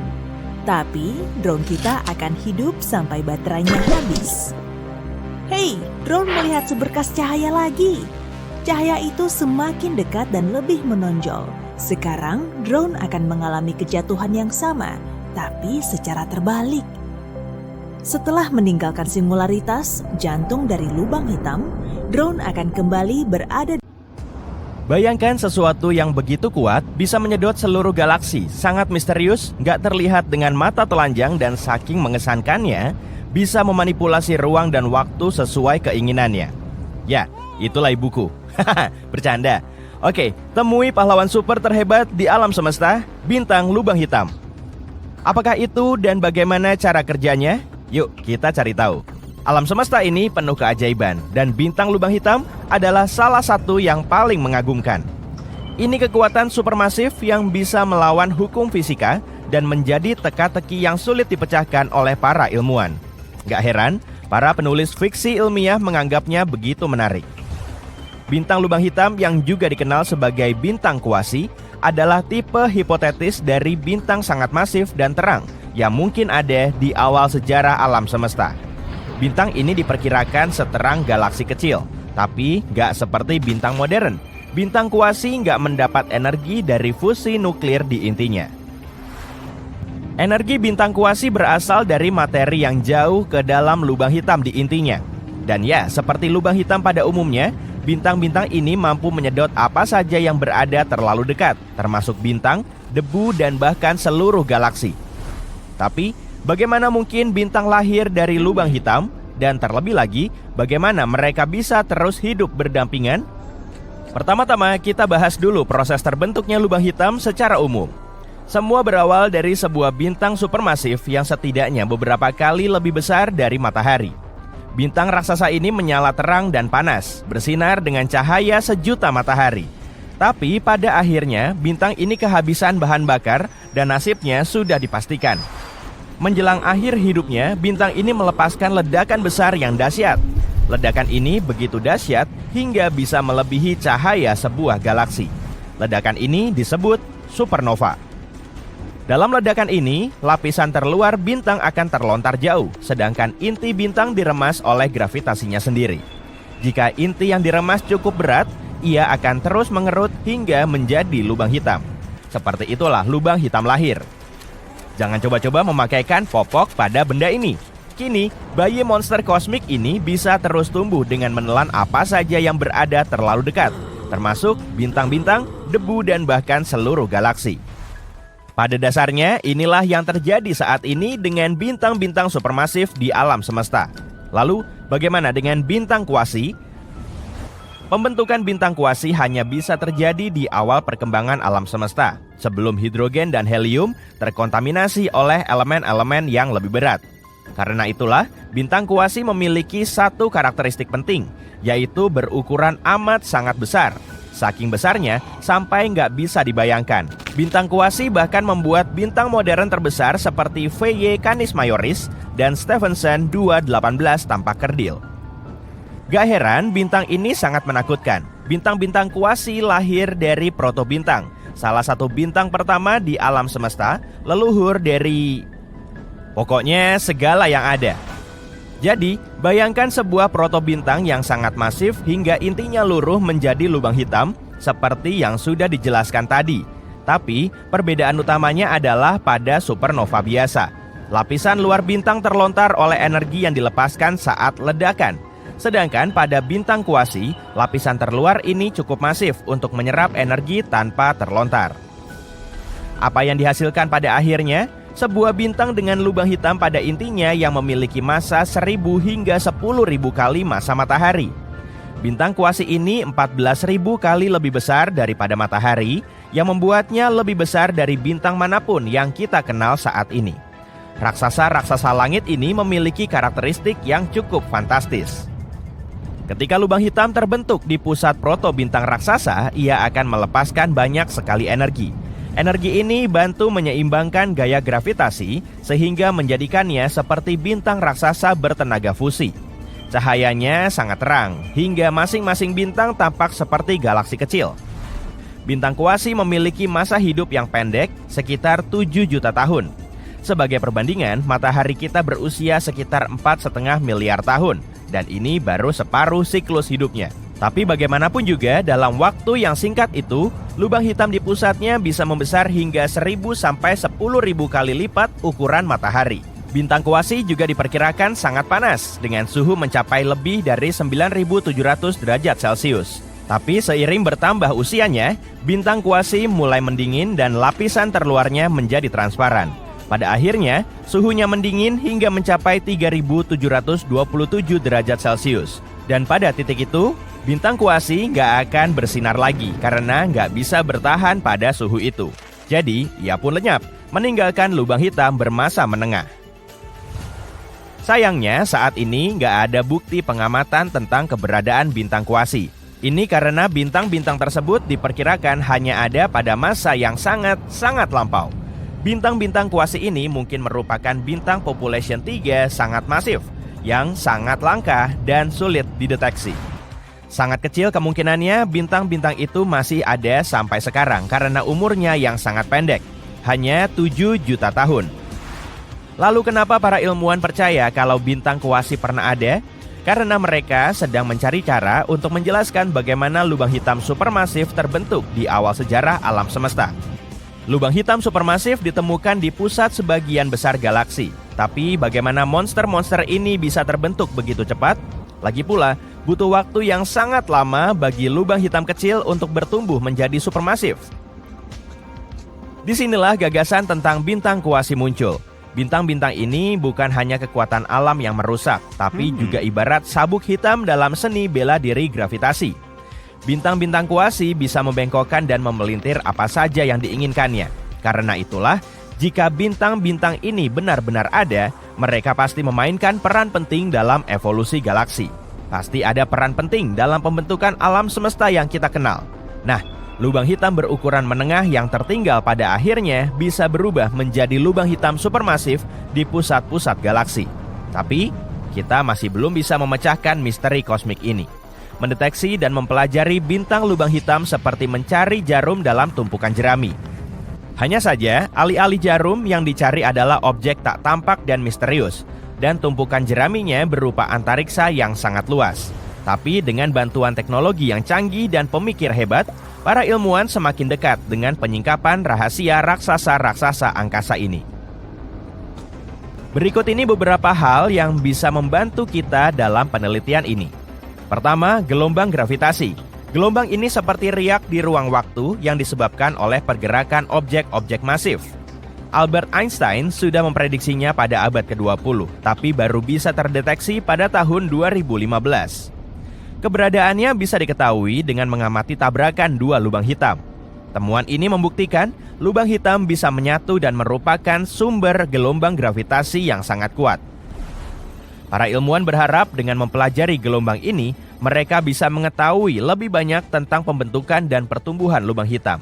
Kita juga bisa coba mendeteksi bintang kuasi dengan mengamati efek gravitasinya pada objek-objek di dekatnya. Ini seperti mencoba menemukan penjahat dari sidik jarinya. Sebagai contoh, jika lubang hitam berada di dekat sebuah bintang, para ilmuwan bisa mengamati cahaya bintang yang terdistorsi saat tertarik ke arah lubang hitam. Dan tentu saja, kita bisa menggunakan kastel adalah tempat dingin di masa lalu. Batuannya kayak memancarkan dinginnya musim dingin. Inilah alasan praktis kenapa permadani digantung di dinding kastel agar hawa dingin bertahan di luar dan kehangatan di dalam. Tapi, kamu nggak bisa menggantung begitu saja barang-barang tua di dinding kastel. Benda itu harus indah, heroik, dan punya fitur mengesankan. Bangsa Yunani kuno menggantung permadani atau hamparan di dinding kastil langit. Hamparan indah yang terbuat dari bintang-bintang. Ke-48 rasi di langit utara, semuanya didesain dan diberi nama oleh bangsa Yunani. Kisah Andromeda adalah salah satu hamparan itu. Terdiri dari 7 rasi bintang yang menyebar di seluruh langit musim gugur, kisah itu mengandung pengamatan astronomi terperinci yang dilestarikan sebagai sorotan di hamparan langit. Kisah itu dimulai dari rasi bintang Cassiopeia, ratu kerajaan tertua di Afrika Ethiopia. Ketika rasi Cassiopeia berada di ufuk, kelihatan mirip anak tangga yang naik ke Bima Sakti. Piramida bertingkat di seluruh dunia diperkirakan telah terinspirasi oleh rasi itu. Bagaimanapun, Cassiopeia adalah rasi cantik yang mengindikasikan bahwa Ratu Cassiopeia juga wanita cantik. Dia cantik, tapi sekaligus sombong yang memicu semua tindakan dramatis. Cassiopeia bisa ditemukan di langit malam berseberangan dengan beruang besar dari Polaris. Seperti beruang besar, Cassiopeia mengitari Polaris dan merupakan rasi bintang kutub. Sebuah supernova teramati di rasi Cassiopeia sekitar tahun 1680 waktu bumi. Cassiopeia A yang telah muncul sekitar 11.000 tahun lebih dulu. Satelit sinar X Chandra baru-baru ini merekam foto luar biasa dari sisa-sisa supernova ini yang muncul dalam unsur belerang, kalsium, silikon, dan besi di tengah intensitas sinar X tinggi dari awan yang meluas. Suami Cassiopeia juga menjadi nama rasi bintang kutub, rasi bintang minor yang redup bernama Cepheus. Dia memiliki kerajaan sendiri. Gabungan dari beberapa kerajaan melalui pernikahan adalah sesuatu yang umum sepanjang sejarah. Cepheus adalah Raja Funisia. Ada banyak raja Funisia di masa itu ketika Funisia cuma merupakan kumpulan kota di sepanjang pesisir barat laut Mediterania.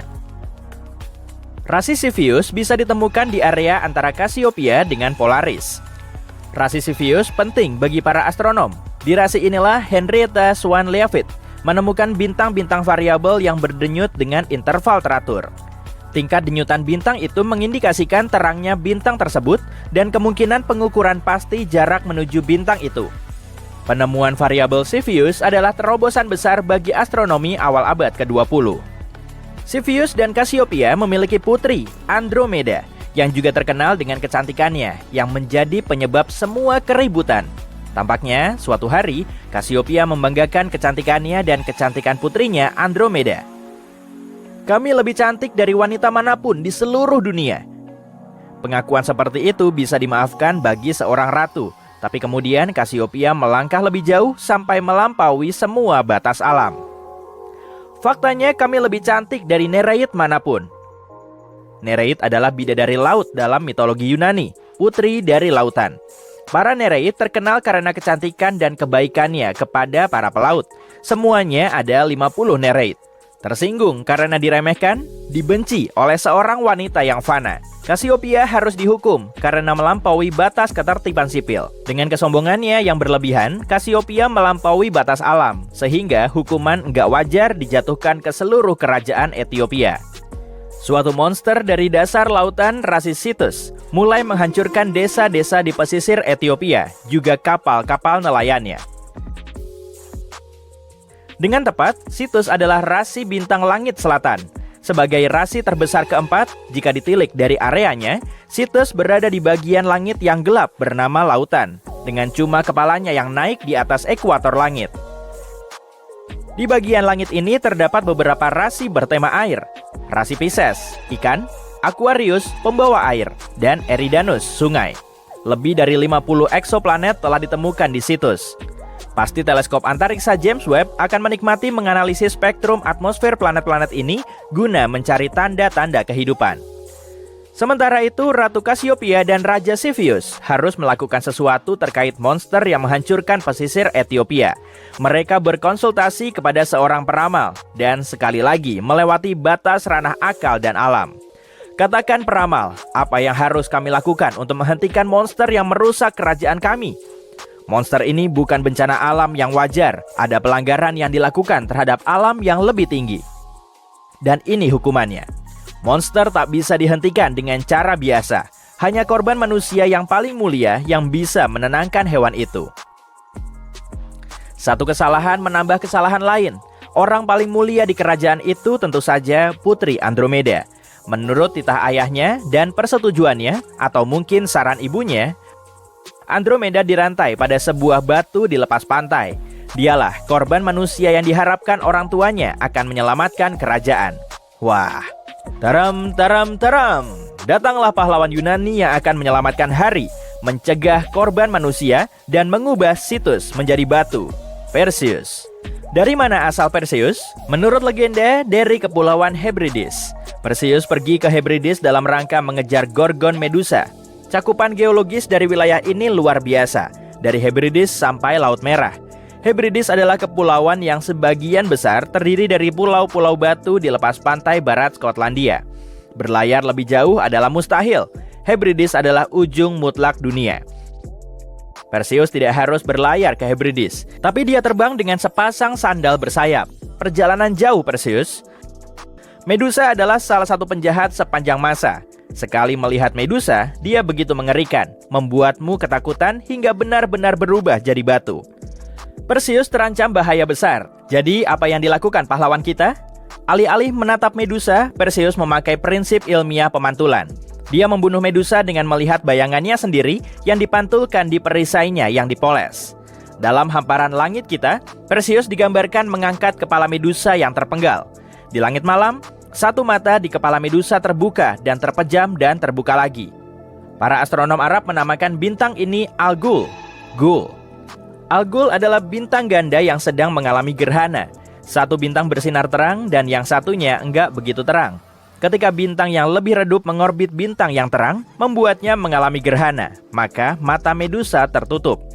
Karena bintang yang redup butuh waktu 2 hari 20 jam 49 menit untuk mengorbit bintang terang, mata di kepala Medusa terbuka tiap sekitar 1,5 hari. Rasi Perseus langsung di bawah rasi Cassiopeia, dan para pengamat langit akan melihat dengan cepat apa bintang Al-Ghul sedang gerhana, jika mata Medusa terbuka atau terpejam. Perseus terbang kembali dari Hebrides ditemani oleh Pegasus, kuda bersayap.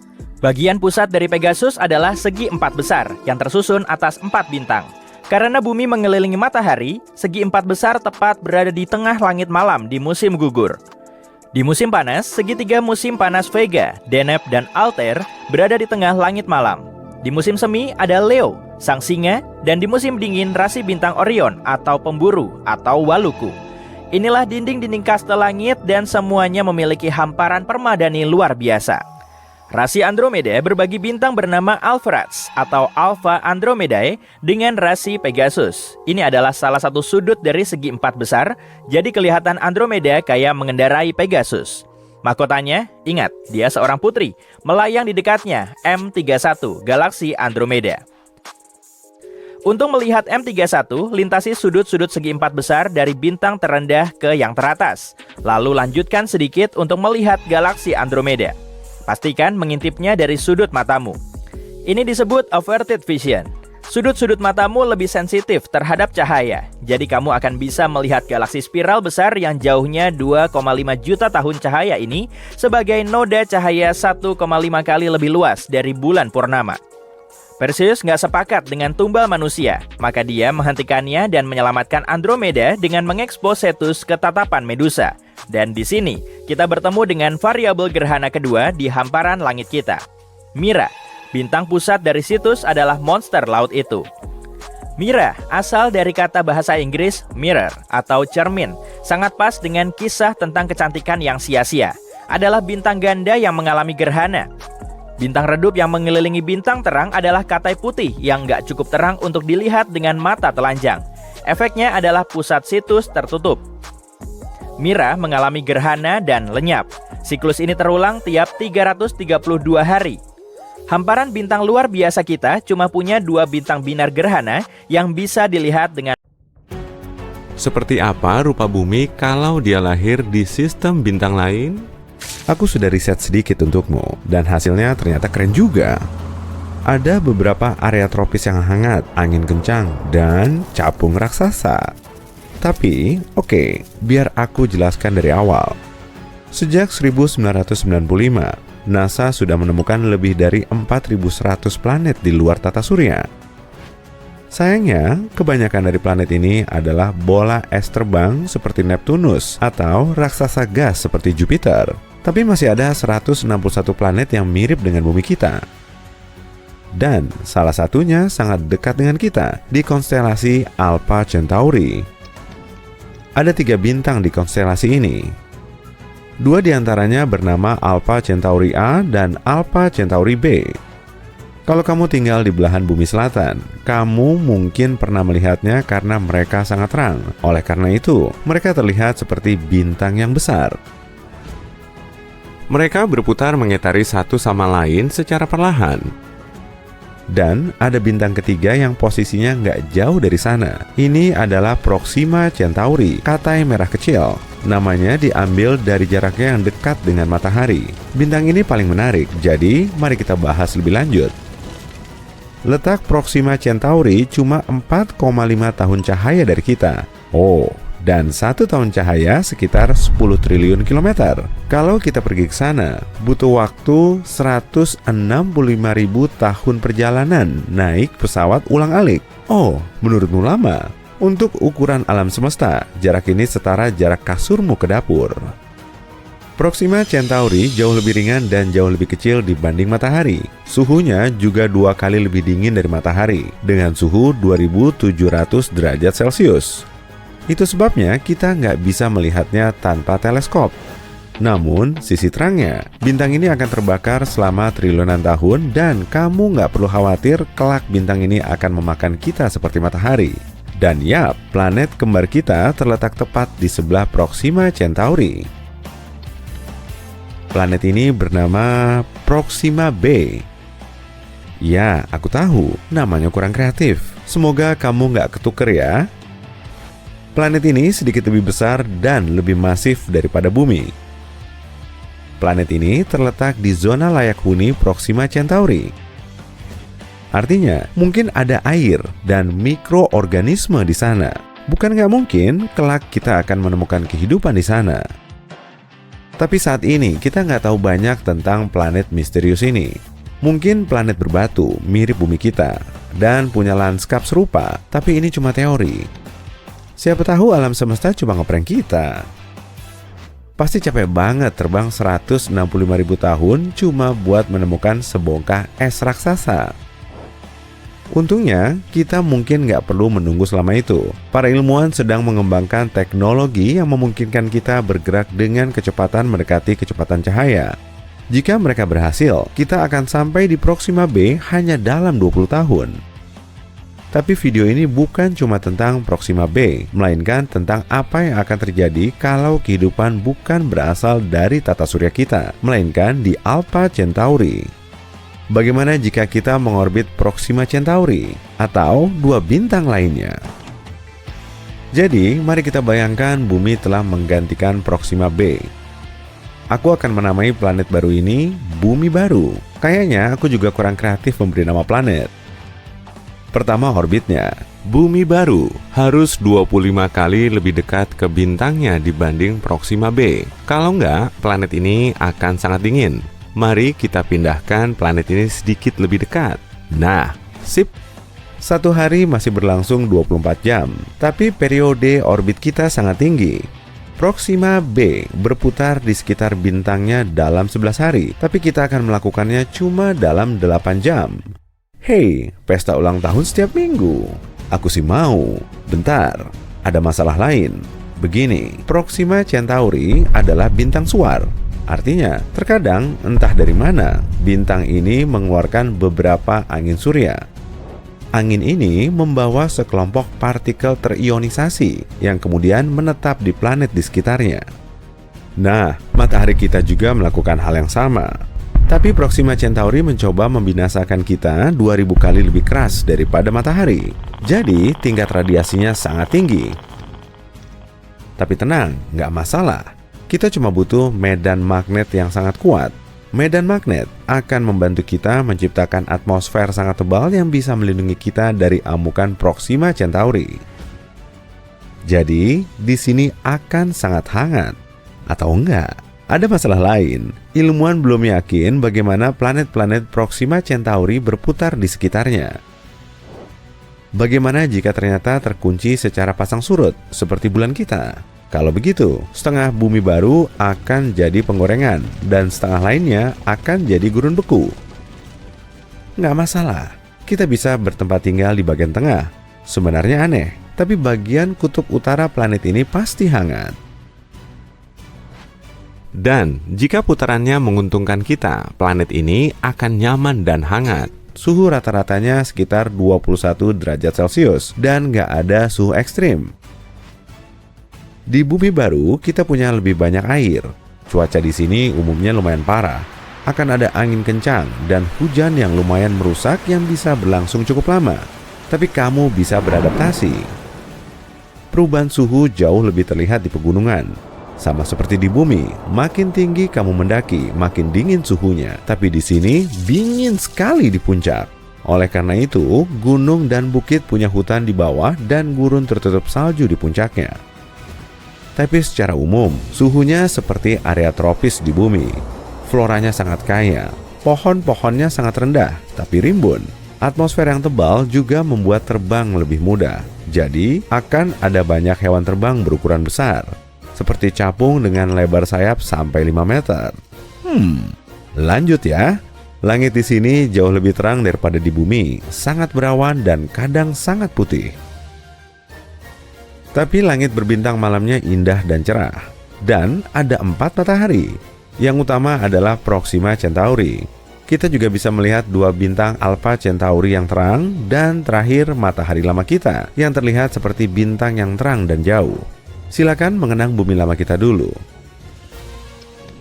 Ada beberapa planet di dekat kita, seperti Proxima Centauri C. Bintang induknya dikelilingi oleh 2 sabuk debu kosmik, jadi akan ada pemandangan malam penuh warna yang indah. Nah, apa yang kita miliki pada akhirnya adalah planet hijau yang agak aneh, tapi indah. Aku sih pengen banget pindah ke sana. Kalau kamu, tulis di kolom komentar ya. Oke, sekarang kita tahu apa yang akan terjadi kalau bumi kita lahir di dekat Proxima Centauri. Bagaimana dengan 2 bintang lainnya? Sayangnya, kita nggak bakal bisa berputar di dekat 2 bintang secara bersamaan. Para ilmuwan menduga bahwa Alpha Centauri A dan B punya planet bersama yang melompat dari satu orbit ke orbit lainnya. Tapi mungkin suhunya sangat dingin. Mari pilih Alpha Centauri A, sama seperti di bumi baru. Di sini, suhu rata-rata kita sekitar 21 derajat Celcius. Tapi sekarang, variasi suhunya lumayan besar. Dari minus 73 derajat Celcius di kutub selatan hingga 45 derajat di khatulistiwa. Wah, kita tinggal di dekat kutub utara aja. Satu harinya masih 24 jam, dan periode orbitnya 1 tahun 1 bulan, hampir sama dengan Alpha Centauri B, tapi periode orbitnya sekitar setengah tahun. Kondisi lainnya sangat mirip dengan yang ada di bumi. Perubahan musim hampir nggak terasa, suhunya juga nggak banyak berubah. Dimanapun kita menetap, bintang tetangga kita akan terlihat jelas, tapi kita mungkin nggak bakal melihat. Menemukan bintang utara itu cukup mudah pada malam yang cerah. Satu-satunya hal yang perlu kamu lakukan adalah menemukan biduk besar. 2 bintang di ujung ciduk biduk besar ini menunjuk ke arah bintang utara. Lihat kan? Bintang di ujung gagang biduk kecil atau ekor beruang kecil. Bintang ini berada di rasi bintang Ursa Minor di sana itu. Orang-orang telah mengamati bintang utara selama berabad-abad. Bintang terang ini juga dikenal sebagai Polaris. Bintang ini terletak hampir tepat di atas kutub utara planet kita, yang membuatnya menjadi tengara yang bagus untuk pelancong yang tidak memiliki kompas atau GPS pada ponsel cerdas mereka.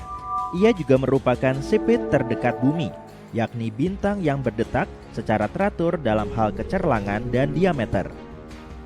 Polaris juga merupakan bagian dari sistem bintang ganda yang terdiri dari 2 bintang. Ia memiliki saudara yang lebih redup. Ia dikenal sebagai Polaris B. Kalian bisa melihatnya mengitari bintang utara dari bumi.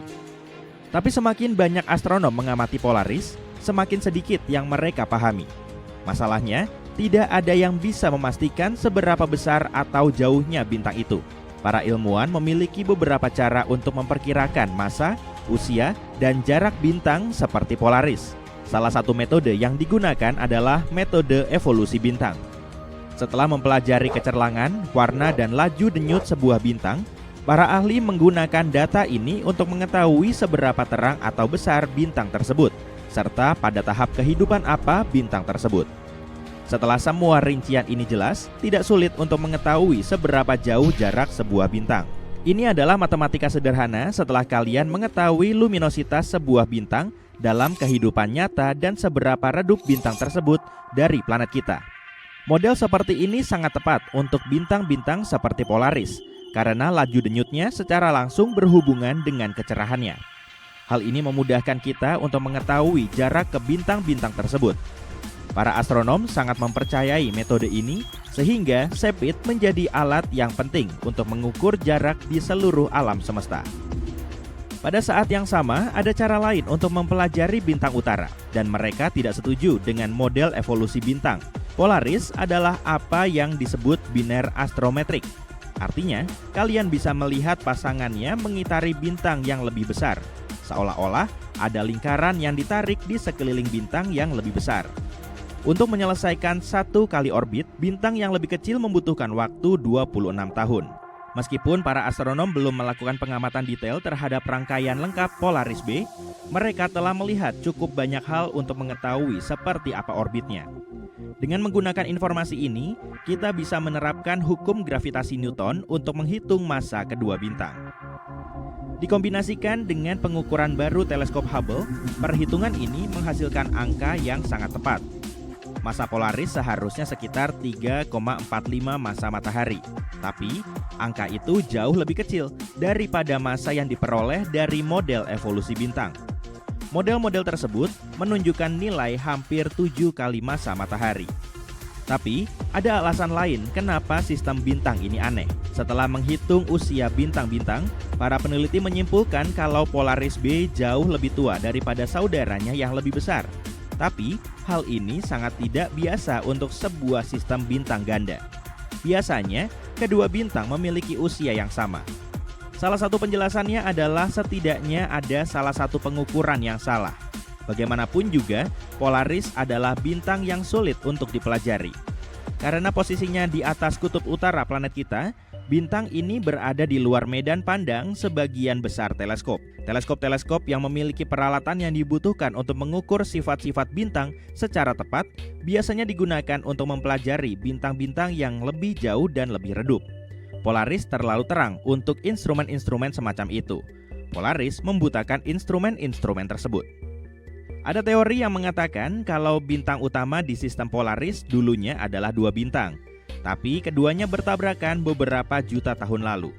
Tabrakan bintang ganda seperti itu bisa meremajakan bintang dengan menarik materi tambahan yang membuat bintang-bintang itu tampak seperti bintang-bintang yang baru saja melewati air mancur awet muda. Hal ini juga bisa menjelaskan keanehan lain karena bintang-bintang yang terbentuk dari tabrakan bintang ganda tidak sesuai dengan model evolusi bintang. Sayangnya, sejauh ini belum ada satupun teori yang bisa dikonfirmasi. Bintang utara sebenarnya penting. Bumi berputar tanpa henti, yang menyebabkan matahari terbit dan terbenam dan bintang-bintang bergerak melintasi langit. Planet kita juga miring, itulah sebabnya kita memiliki musim. Jika kita menarik garis melalui sumbu bumi berputar dan memperpanjangnya lebih dari 300 tahun cahaya melewati kutub utara, di ujung garis imajiner tersebut akan ada bintang utara. Bintang ini tetap berada di titik yang sama di langit setiap saat dan selalu menunjukkan arah ke utara. Hal ini sangat penting untuk navigasi. Orang-orang sangat mengandalkannya pada masa sebelum adanya GPS. Jika kamu berdiri di Khatulistiwa, Polaris akan berada tepat di Cakrawala. Di kutub utara, Polaris akan tampak tepat di atas kepala. Dengan kata lain, dengan menggunakan ketinggian bintang di langit, kamu tidak hanya dapat mengetahui arah yang dibutuhkan, tapi juga memahami di mana lokasimu di bumi. Anehnya, tidak ada bintang selatan. Tidak ada bintang yang cukup terang tepat di atas kutub selatan. Tapi suatu hari nanti, kita mungkin akan menemukan bintang seperti itu. Ketika kamu memutar gasing di atas meja, ujungnya akan bergerak membentuk lingkaran. Kita mengenal fenomena ini sebagai precesi. Bumi juga berperilaku sama, dan kutub utara dan kutub selatan tidak selalu mengarah ke titik yang sama di langit. Dalam 26.000 tahun ke depan, bisa jadi bintang utara akan berubah dari Polaris ke beberapa bintang lain dan kembali lagi. Suatu hari nanti, gelar bintang utara akan jatuh ke tangan Vega. Bintang ini merupakan bintang paling terang kelima di langit malam dan paling terang kedua di belahan langit utara. Vega memiliki nama lain Alpha Lyrae. Itu karena ia adalah bintang utama rasi Lyra. Vega merupakan salah satu bintang yang paling penting bagi manusia sejak zaman kuno. Bintang ini sangat terang dan berwarna biru sehingga sangat mudah dikenali. Vega adalah bintang utara beberapa ribu tahun yang lalu, dan ia akan kembali menjadi bintang utara dalam waktu 12.000 tahun lagi. Bintang ini terletak 25 tahun cahaya dari bumi. Usianya hanya 450 juta tahun, jauh lebih muda daripada tata surya yang berusia 4,6 miliar tahun.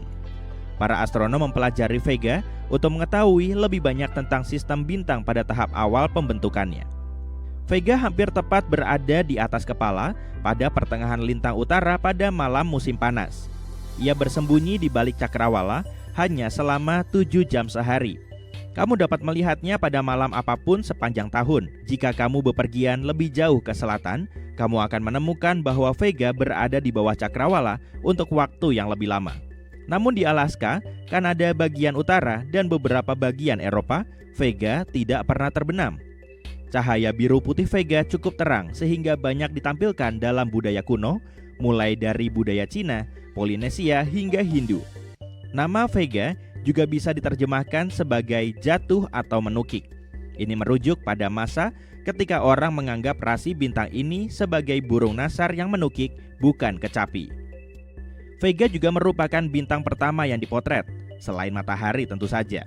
Untuk melakukannya, para astronom di Harvard College Observatory menggunakan refraktor 38 cm, dan itu terjadi pada tahun 1850. Sekitar 2 dekade kemudian,